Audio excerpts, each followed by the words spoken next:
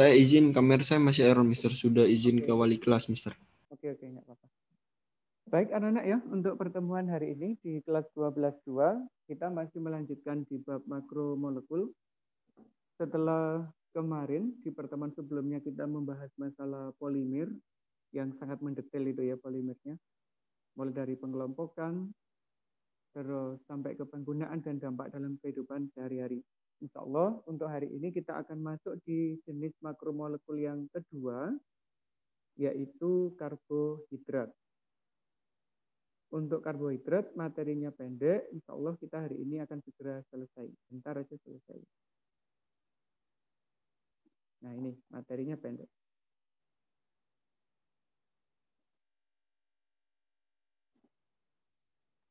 Nge-lag ya. Laptop saya nge-lag juga ini. Nah ini. Baik untuk karbohidrat insya Allah nggak asing bagi kita anak-anak ya. Karena ini adalah sumber makanan kita sehari-hari. Terus juga sebagai bahan penyusun tubuh makhluk hidup. Jadi kita tidak asing terkait dengan karbohidrat. Nah, sebenarnya karbohidrat itu sendiri apa? Terus bagaimana gitu? Terus apa kegunaannya? Kalau secara ringkas yang sudah kita ketahui, karbohidrat itu kan sebagai sumber energi makanan bagi kita atau sumber makanan. Kemudian dia juga bertindak sebagai penyusun makhluk hidup. Tubuh kita, kulit kita, daging kita itu merupakan karbohidrat. Dalam bentuk apa? Glikogen. Kalau di tumbuhan juga ada kulit kayu, kayunya itu juga termasuk karbohidrat. Dalam bentuk apa? Selulose. Rumput itu juga termasuk karbohidrat. Semuanya karbohidrat. Nah, terus karbohidrat itu adalah senyawa organik yang bisa membentuk adalah makhluk hidup anak-anak. Melalui apa? Proses fotosintesis. Kalau di tubuh hewan dan manusia itu tidak bisa fotosintesis, tapi karbohidratnya didapatkan dari tumbuhan yang mampu melakukan fotosintesis, didaur ulang gitu ya di dalam tubuh manusia dan hewan. Untuk fotosintesis itu diperlukan karbon dioksida dan air. Dihasilkan glukosa yang paling sederhana dan membebaskan oksigen. Dua-duanya ini diperlukan oleh hewan dan manusia. Lah yang bisa melakukan ini hanyalah tumbuhan, terutama tumbuhan yang berwarna hijau, yang punya klorofil itu. Dulu saya sempat ditanya sama teman-teman itu, kapan sih tumbuhan melakukan fotosintesis terbaik? Terus sinar matahari yang mana yang diperlukan oleh tumbuhan untuk fotosintesis? Kira-kira jawabannya apa, Nana? Kalau ada pertanyaan kayak begitu. Ada dua itu pertanyaannya. Kapan fotosintesis terbaik yang dilakukan oleh tumbuhan? Apakah sepanjang waktu? Malam hari. Waktu tertentu aja. Gimana? Malam hari. Malam hari. Untuk fotosintesis kan butuh sinar matahari, Mas. Kalau malam matahari ini nggak ada. Dibuat matahari buatan gitu ya. Oh iya, pagi Mas. Pagi. Yang terbaik tumbuhan melakukan fotosintesis adalah di waktu pagi hari. Yaitu antara matahari terbit hingga sekitar jam 11 siang. Setelah itu kemampuan melakukan fotosintesis melambat. Sinar matahari itu kan kompleks anak-anak ya. Ada berbagai sinar mulai dari UV, inframerah dan sebagainya. Dan di antara semua sinar itu mana yang paling berperan untuk fotosintesis? Ternyata hanya yang inframerahnya saja. Yang lainnya itu tidak diperlukan untuk fotosintesis. Nah kalau nggak fotosintesis, kalau malam dan sore apa yang dilakukan oleh tumbuhan? Nah ini yang kadang-kadang kita tidak tahu. Sore hari itu tumbuhan tidak melakukan fotosintesis. Dan dia cenderung memerlukan oksigen. Kalau di pagi hari, tumbuhan memproduksi oksigen. Kalau di sore hari dan malam hari, tumbuhan malah memerlukan oksigen. Itu perbedaannya ya. pagi menghasilkan oksigen, kalau sore dan malam malah membutuhkan oksigen. Lah untuk apa? Itu nanti bisa dijawab oleh guru biologi. Mengapa tumbuhan di waktu sore hari dan malam hari cenderung memerlukan oksigen. Makanya kalau ada orang bakar sampah atau apa di waktu malam hari, itu paling banyak ditegur oleh warga. Sore hari dan malam hari. Mengapa? Karena kalau kita bakar sampah di waktu sore dan malam, gas karbon dioksidanya itu tidak mampu diserap oleh tumbuhan. CO2 dan O2 itu lebih berat CO2. Akibatnya apa? Yang di dekat kita, udara yang di dekat kita, itu akan didominasi oleh CO2, bukan oksigen. Kalau ada pembakaran di waktu sore dan malam hari. Tapi kalau di pagi hari tidak. Sebagian besar karbon dioksida akan diserap oleh tumbuhan, digunakan memproduksi glukosa melalui proses fotosintesis. Gitu anak-anak. Itu ya, sedikit pengetahuan tentang karbohidrat secara umum. Nah, kemudian kalau sebagai sumber makanan di Indonesia yang paling banyak digunakan kan beras anak-anak ya. Apakah beras satu-satunya sebagai sumber karbohidrat bagi tubuh kita? Ya, ternyata tidak. Ada banyak loh sumber karbohidrat lain, namun belum umum digunakan secara menyeluruh di Indonesia. Hanya beberapa tempat aja yang menggunakan sebagai makanan pokok. Misalkan ubi. Ubi itu paling banyak digunakan sebagai makanan pokok di daerah mana? Di daerah Indonesia Timur, Papua, Maluku, itu ya. Yang di sana penghasil ubi lumayan besar. Terus ada jagung. Kalau jagung di Jawa lumayan lah ya yang menggunakan. Ada oat. Ini juga sumber karbohidrat yang mulai digunakan di Indonesia. Ada gandum, terus ada apa lagi anak-anak? Umbi-umbian lain selain ubi ya, ada singkong, ada gadung dan sebagainya. Itu adalah sumber karbohidrat. Nah, ini kalau pengetahuan umum. Jika ditinjau dari kimia, apa sih sebenarnya karbohidrat itu anak-anak? Ini, kalau ditinjau dari segi kimia. Karbohidrat itu diambil dari kata karbon dan hidrat. Hidrat itu air ya. Juga dikenal sebagai sakarida. Bentar. Ada yang baru gabung. Dikenal sebagai sakarida karena memiliki rasa yang manis. Sakarida itu sama dengan gula. Namun, kalau dilihat secara molekular, karbohidrat itu merupakan senyawa polihidroksialdehid. Jadi senyawa golongan aldehid yang memiliki gugus hidroksi, gugus OH dalam jumlah banyak. Makanya dikenal sebagai polihidroksialdehid. Bisa juga dikenal sebagai polihidroksiketon. Karena pada struktur keton memiliki gugus OH dalam jumlah yang banyak. Dari pengertian ini anak-anak, karbohidrat itu ada dua golongan. Yaitu golongan yang memiliki gugus utama aldehid dan memiliki gugus utama keton. Ada aldehid, ada keton. Makanya ada sebutan dua karbohidrat. Yang ini disebut sebagai golongan aldosa, yang ini disebut sebagai golongan ketosa. Dan yang paling banyak adalah yang dalam bentuk aldehid, bukan dalam bentuk keton. Misalnya ini, sebagai gambaran struktur dasarnya ya.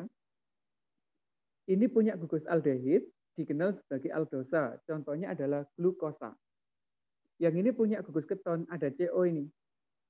Contohnya adalah fruktosa. Ada glukosa, ada fruktosa, yang punya gugus aldehid, yang punya gugus keton.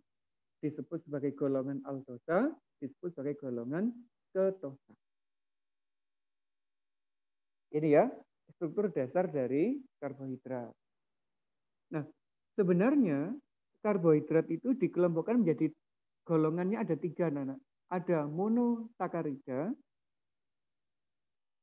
karena karbohidrat itu juga boleh disebut sebagai sakarida tadi gitu ya. Jadi ada monosakarida, artinya hanya ada satu molekul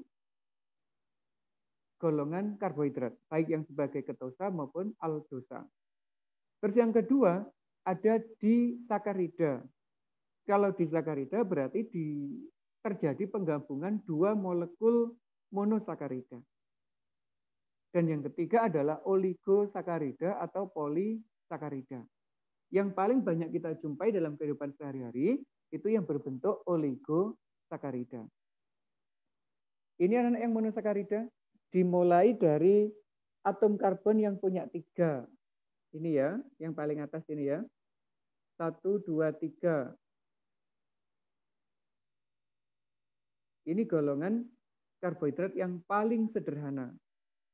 Disebut sebagai gliseraldehid. Karena jumlah atomnya 3, turunan dari gliserol. Ini namanya gliseraldehid. Gliserol itu jika C-nya 3, di sini OH, OH, OH. Kalau salah satu OH diganti dengan glusaldehid menjadi gliseraldehid. Kemudian ada D. Karena gula itu dikenal ada 2 jenis. Ada gula D, ada gula L. D itu dari kata dextro, L itu dari kata levo. Dextro itu artinya kanan, levo itu artinya kiri. Apa kanan kirinya itu? Yaitu ini anak-anak. Gugus OH yang diberi warna pink ini. Nomor 2 dari bawah. Jika OH-nya di sebelah kanan, itu D. Jika OH-nya di sebelah kiri, itu L. Namun, yang paling banyak dikenal, yang paling banyak kita gunakan adalah karbohidrat yang OH-nya di sebelah kanan, makanya disebut sebagai golongan dextro. Ini yang paling sederhana ya, disebut sebagai gliseraldehid dengan jumlah atom C sebanyak 3. Namanya treosa. Kalau di biologi menyebutnya treosa atau triosa. Jika ditambahkan 1 atom C lagi dan hidroksi, ada 2 kemungkinan. Hidroksinya masuk di kanan atau hidroksinya masuk di sebelah kiri. Jadinya ini ya, ada eritrosa. Kalau C-nya 4, kadang disebut sebagai tetraosa. Ada 2 yang paling sering digunakan, eritrosa dan treosa. Jika disisipkan atom karbon dan hidroksi lagi, kemungkinannya yang ini masuknya di kanan dan di kiri juga. Ini juga sama, masuknya di kanan dan di kiri. Dikenal sebagai gula pentosa. Ada ribosa, ada arabinosa, ada silosa, dan lisosa. Ini ada 4 ini. Terus, kalau masing-masing struktur disisipkan 1 atom karbon lagi, itu ya, membentuk glukosa dengan atom karbon sebanyak 6 yang dikenal sebagai heksosa. Ini contohnya. Ada allosa, ada altrosa, ada glukosa, manosa, gulosa, idosa, galaktosa, dan talosa. Jumlahnya sangat banyak. Namun yang sering kita ketahui ada 2 saja, yaitu glukosa dan galaktosa. Ini yang umum kita kenal, glukosa dan galaktosa. Ini adalah contoh-contoh dari monosakarida. Bagian mana ini anak-anak? Bagian aldosa, yang punya gugus aldehid. Kalau yang punya keton, yang paling umum kita kenal adalah fruktosa. Yang gambar ini tadi ya, fruktosa ini. Ada pertanyaan terkait yang monosakarida dulu? Apakah anak-anak harus hafal strukturnya? Tidak. Kalau untuk SMA belum sampai menghafal strukturnya. Kalau sudah kuliah, iya.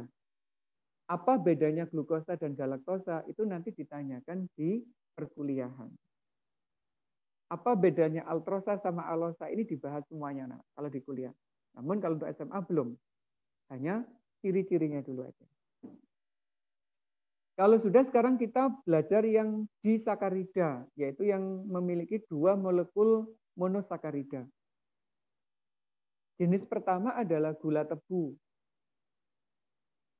Gula tebu itu yang sering kita gunakan dalam kehidupan sehari-hari itu sebagai zat pemanis. Dikenal sebagai sukrosa. Nama lain gula tebu adalah sukrosa. Bagaimana struktur kimianya? Ini anak-anak. Ini adalah sukrosa. Gabungan dari dua monosakarida, yaitu glukosa dan fruktosa. Jika glukosa dan fruktosa bergabung melalui ikatan glikosida, membentuklah sukrosa ini. Struktur yang aldosa, yang punya aldehid, itu bisa direduksi oleh Fehling. Tapi yang punya keton itu tidak. Karena ini ada keton, yang sukrosa tidak dapat bereaksi dengan Fehling. Makanya dikenal sebagai gula bukan pereduksi. Itu ya. Sukrosa bukan gula pereduksi. Disakarida yang kedua, ini contohnya, ada tepung gandum. Jadi ada di dalam gandum yang dikenal sebagai maltosa. Kalau maltosa itu adalah penggabungan dari dua molekul glukosa. Molekul glukosa bergabung melalui ikatan glikosida membentuklah maltosa. Karena glukosa itu terdiri dari gugus aldehid, ini juga gugus aldehid, berarti di sini ada gugus aldehid juga, makanya dia disebut sebagai gula pereduksi yang mampu bereaksi dengan aldehid. Ingat-ingat ya. Yang ini tadi, glukosa sama fruktosa membentuk sukrosa. Yang ini, glukosa sama glukosa membentuk maltosa. Disakarida ketiga yang populer adalah ini anak-anak, yaitu susu. Disebut sebagai laktosa. Jadi di dalam susu itu ada karbohidrat yang disebut sebagai laktosa. Laktosa itu merupakan penggabungan dari molekul galaktosa dan glukosa. Jika glukosa bertemu dengan galaktosa, membentuklah laktosa. Ini juga tipe aldosa, ini juga tipe aldosa, makanya laktosa juga dikenal sebagai gula pereduksi. Laktosa, maltosa adalah pereduksi, sedangkan sukrosa adalah bukan pereduksi. Itu 3 jenis disakarida yang kita kenal. Ada pertanyaan sampai di sini? Enggak ya? Alhamdulillah kalau enggak. Nah, ini adalah yang polisakarida atau oligosakarida, anak-anak. Ada 3 jenis ya. Ada selulosa, ada glikogen, ini pati atau amilum. Amilum ada 2 gambar, atas dan bawah. Kalau selulosa itu ada di dinding sel tumbuhan. Kalau ada sel tumbuhan dibelah, ketemulah benang-benang sel itu ya. Di dalamnya ada mikrofibril. Jika diuraikan, ternyata merupakan gabungan dari molekul glukosa dalam jumlah yang sangat panjang. Jadi selulosa itu struktur dasarnya adalah glukosa. Begitu juga pada sel hewan yang dikenal sebagai glikogen. Ini ada di hewan dan di manusia, glikogen itu ya. Monomernya sama. Kalau selulosa monomernya glukosa, glikogen juga sama. Ini glukosa semua. Apa yang membedakan anak-anak di tumbuhan sama hewan? Ternyata ini aja. Kalau di hewan ada percabangan, di manusia ada percabangan, tapi kalau di tumbuhan tidak ada percabangan. Ini yang menyebabkan sifat dari polisakaridanya berbeda. Lebih keras mana kira-kira? Lebih keras yang tidak bercabang karena strukturnya rapat, yaitu lebih keras yang selulosa. Daging mengandung glikogen. Rumput mengandung selulosa. Karena rumput lebih keras, makanya tidak dapat dicerna oleh manusia, dalam tubuh manusia. Tapi kalau daging masih bisa dicerna di dalam tubuh manusia. Selain ada peran enzim dan sebagainya itu ya. Nah, gambar yang kanan ada dua ini. Ini adalah struktur dari pati anak-anak. Pati itu ada dua jenis. Ada pati yang disebut sebagai amilum, ada yang disebut sebagai amilopeptin.